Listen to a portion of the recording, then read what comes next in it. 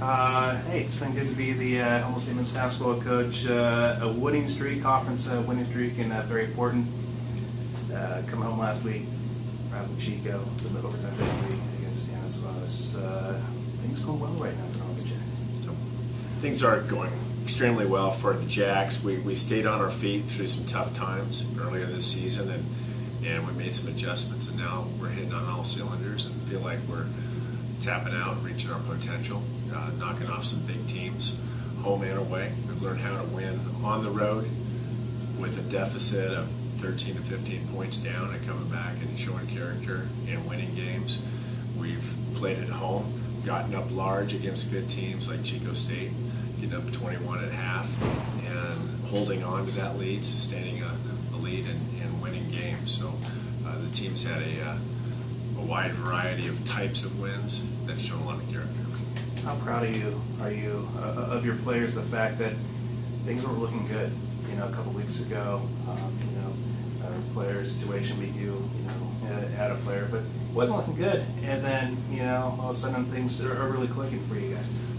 I think we were patient, and our coaching staff just kept our head down and been working hard and never wavered on commitment, and that goes top to bottom with our roster. I don't think anybody thought about quitting. I don't think there was a smell or a feeling of anybody letting down.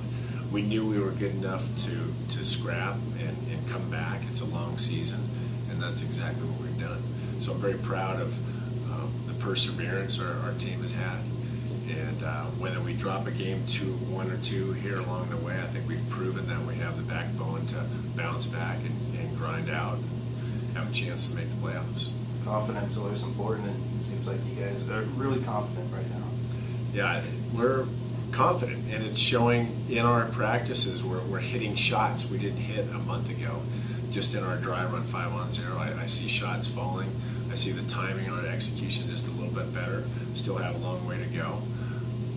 But March is ahead of us, and that's another month away. And if we continue to improve, we get the opportunity to have a chance at the tournaments. We'll be a team to reckon with. So you're on the road this week. Tough road trip for you guys. Start off San Diego on Friday. How do you match up with them? What's the game plan? Yeah, very concerned about San Diego. They're playing like us extremely well. They're on a roll. They're at home. They shoot it well. They execute well, and they're physical. They're a very, very good basketball team that is got an excellent coach. So we've got our hands full to get down there, get ourselves squared away, get ready for game time. If we can come out with the emotion and excitement that we've had in the past 6 games, I think we have a good chance to take that thing to the wire and maybe pull off a road victory. Then go into San Bernardino the next day, as we know, is no easy task, but we certainly have had their number in San Bernardino the last couple of years. You mentioned San Bernardino. I mean, how tough is it to go against a tough San Diego team, Friday night, and then Saturday night have to go probably against the most athletic team in the conference in San Bernardino? When you're fatigued and you're tired, mentally and physically. Well, I think having Cal Poly Pomona as a travel partner bodes well for us.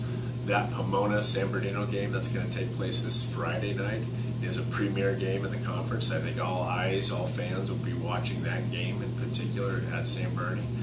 There'll be heightened emotion whether they win or lose, and within less than a 24-hour period, we'll be taking the floor at San Bernardino. So they'll either be coming off an emotional win or an emotional loss. Maybe we can catch them a little off balance as we travel north from San Diego. Obviously Saturday I asked you against Rocky. It seems like, these last couple of weeks it's been somebody different every night. I mean, last couple of years when you've been head coach, it seemed like the scoring was, 3-4 guys with double figures. I mean, do you think it's starting to get back to where, it's starting to resemble, at least scoring-wise, where you guys were, when you first started as head coach? Well, we appreciate the fact that our scoring has been balanced. It's been widespread.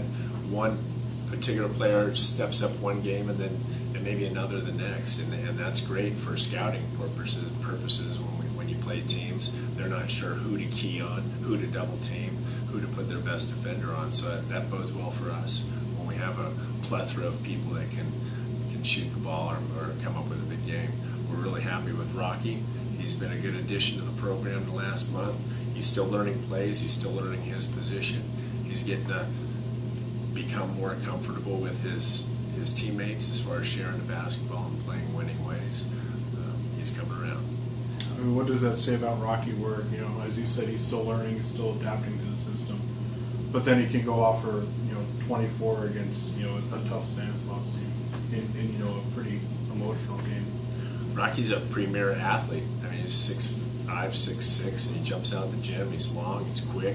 He can play inside or out, and with some of our sets, we're isolating him to see if we can take advantage of any kind of mismatch that we might have, possession by possession per game. DeAndre Robinson helps us out in that manner too, and then you have Austin Bryan, who can certainly score from the perimeter, and he's good off the bounce as well. So we feel like we've got a little bit of a three-headed monster there we can go to. Our point guard position, we've got 2 or 3 guys that we keep shifting in and out of there. Cody's played well. His assist turnover ratio has been positive here the last few games, so we're happy about that. Any chance of Chamberlain coming back? And before you said he's probably most likely done for the year. Any chance of that? Aaron Chamberlain's out indefinitely for the season. I don't suspect he's back. Okay. One other question. You know, taking on teams for the second time. You know, I'm sure they're not as much watching video when they faced you guys the first time, but more, hey, your last game, knowing that, you know, you guys got, you know, with the rotation and, you know, the press and even different personnel, I'm sure that, you know, they kind of have the thrill, you know, the first time they faced you, that video can win them more watching video the last couple of games. Yeah, I would suspect the opponent is watching our most recent games from the past weekend and not so much a month or 2 ago, just because of the contrasting play that we've installed the last few weeks. So I'm sure they're keying on most recent games instead of our last contest, which was back in January 3rd against San Diego. Petition to play Dominguez Hills at the beginning of the conference season yet? Since our Cal State Dominguez game, we're on a roll. I guess we're undefeated since then. And if you look back at last year, we went on a winning streak, 10 out of 11, when we had played Cal State Dominguez away last year. So scheduling them November 1st next year would be a wise decision. So they're your travel partner next year.